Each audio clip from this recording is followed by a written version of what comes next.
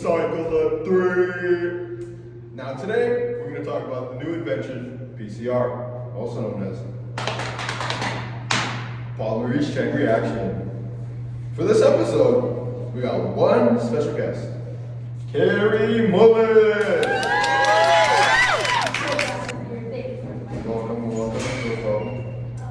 Hey Carrie, can you tell me more about yourself? I was born on December 28, 1944 in North Carolina. I took college at the University of Carolina and majored in chemistry. Then I earned a degree. I also majored in biochemistry and then a PhD in biochemistry. I also made 3 books. My most popular book was Dancing Naked in a Minefield. It's about my history and how I made polymerase chain reaction. You know what's cool? I also went to North Carolina. Oh, really? Yeah, I majored in chemistry, and I'm also one of the professors in Harvard. Now I'm in PodCast talking about science. I heard PCR is used for scientists to collect small samples of DNA to do important experiments. Could you go more in depth for me? Yes, you are right. It's used to collect samples of DNA. It can also be used for crimes, understand disease, and developing new treatments. We found out it can be used to find out if you have cancer, genetic mutations, and identifying pathogens. I'm going to take a guess on how it works. Is it like heating and cooling operation which separates the DNA? You are correct, but there are more operations to it. Like, we have to get the machine going. Sorry to interrupt, but how much did it cost to create the machine? So, we have to do like a lot of tests, and it kept failing. So, probably around $100,000 today, correct? Oh! My, that's a lot. Back to what you were saying on PCR, how it works, mind explaining? So basically, it goes through 3 processes. The first thing is denaturation. Denaturation is basically when the DNA that is heated to separate its 2 strands. The second process is annealing. Annealing is when the temperature gets lower to the primers, which are short DNA sequences, and can attach to the single strands of DNA. The final process is extension. Basically, when DNA polymers enzymes add nucleotides to build new DNA strands, these processes is repeated many times, resulting in numerous copies of specific DNA sequences. Dang, that's a lot, kind of. But I thought it'd be more simple since you're a good scientist and all. Carrie Mullis, I know that what you said was a summary, but the viewers are probably curious.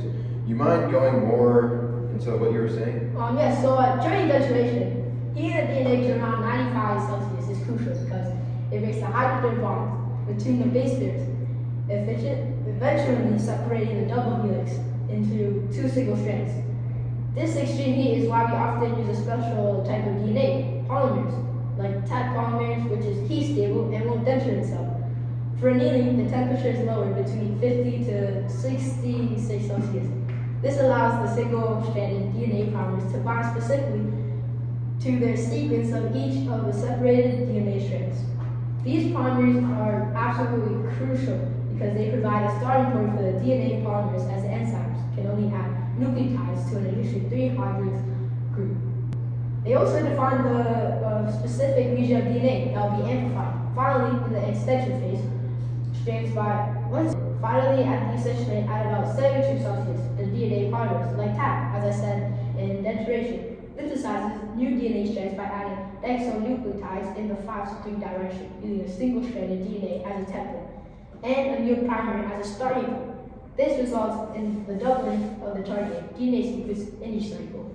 It's so smart. Repeating these cycles many times leads to an exponential amplification. Theoretically, if you start with only a copy after 30 cycles, you'd have over 1 billion copies, right? Exactly. That is correct. I also have a quick question. What type of information does this provide about cells and the process? Well, Professor, what PCR gives us is a window into a specific blueprint of life at a resolution previously impossible without cloning. Before PCR, if you want to look at a particular gene or even a small sample of DNA in a cell, it was like trying to find a specific grain of sand in the desert. You have to clone it. You go to bacteria, hope you got the right place. It's a real pain in the neck. It took weeks, even months. Basically, what you're saying is what PCR does is magnifying that specific grain of sand by making billions of identical copies virtually overnight? Yes, exactly that, Professor. Overnight, we can make a billion of copies. Any other questions? What was the biggest problem you faced getting PCR to actually work in the lab? Was finding a heat-stable polymerase for the first solution, or did you try the other options first? The main problem was the DNA building enzyme itself. To start PCR process, we have to heat the DNA to have a very high temperature that separates two strands. The enzymes we were using, however, couldn't keep up with that extra heat. They would denature or just break down after each heating cycle. This means after every single round of heating, we had to manually add fresh enzymes, as you imagine. It took a lot of time, a lot of money, and limit on how many DNA copies we could make. At the moment, we discovered tap polymers. This enzyme is sourced from bacteria found in hot springs, meaning its natural heat is stable. It can endure the repeated heating and cooling cycles of PCR without breaking down, eventually building a new DNA strand every time. Would you sell this like your company when you pass away? No, I wouldn't be selling anything actually. My legacy, if you want to call it, that isn't about money or ownership after I die. It's about the fact it works, and it's used every single day in every lab around the world, and making discoveries, diagnosing disease, and catching criminals. That just means a lot to me.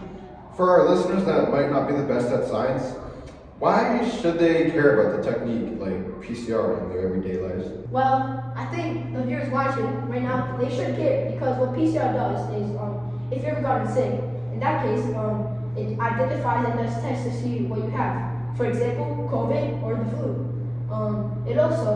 What it also does is, if you ever have watched those detective movies like Dexter, what it basically does is they collect blood or hair and identifies who the person was. That's PCR for you. Well, there you have it, guys. That's why you should probably consider PCR in your life, polymerase chain reaction. As we wrap up today's episode with our special guest, Carrie, and the topic polymerase chain reaction, I want to ask, what do you believe is the single most important in this contribution to science or society? Honestly, the biggest contribution of PCR is that it lets us to take tiny bits of DNA and make them big enough to study. That simple idea opened the door to modern genetics, better diagnostics, and countless discoveries.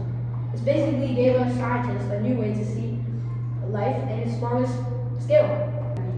If you had one phrase or one word about science, what would it be? It would be to always explore. Okay. Yeah. Okay. It's a pretty cool word, It's a phrase. It's a pretty cool phrase, word, whatever. Well, alright guys, that is the end of the Cycle of 3 podcast. Be sure to stay tuned for more uploads in the future. More podcasts, This is our ending. We all say goodbye to Carrie. Bye, Carrie. Bye.